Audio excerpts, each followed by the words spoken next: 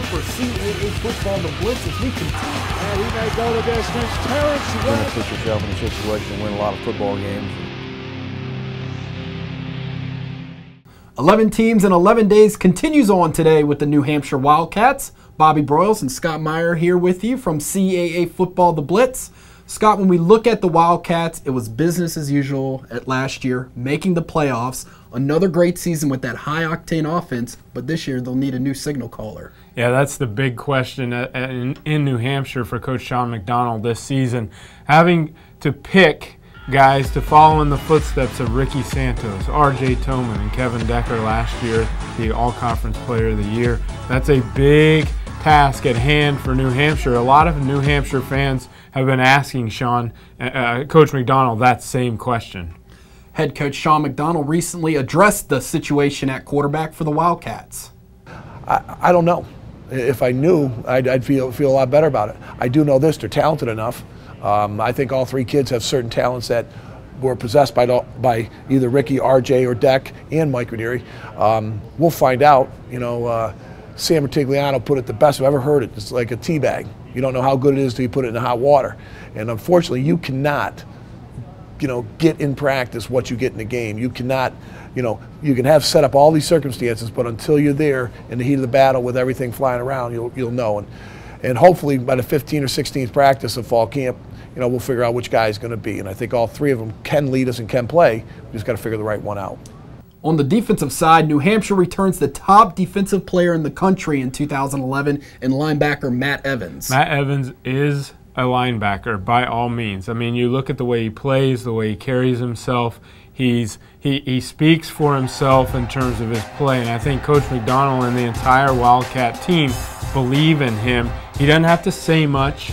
He goes out and he plays. One thing that they're trying to get him to do this year is play within himself and be that student of the game that they believe him to be. He is special in all sense of the word, off the field, on the field in terms of leadership, and just by what he does. They need him to lead that defense, and he certainly can be a key to the New Hampshire this season.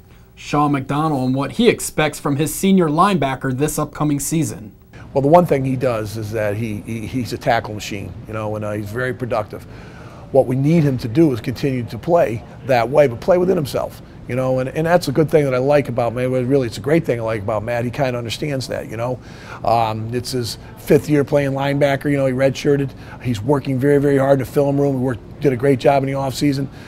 As in all things, when you have those kind of accolades and everything, you still got to let things come to you rather than press and do it. And knowing Matt's makeup, it's very important for him to be successful. So I think he's going to take one practice at a time, one game at a time, one step at a time with him. And I think good things will come because he's a great kid. Coach McDonald looking for big things once again from Matt Evans this season. Scott, this team has been so consistent now for close to a decade.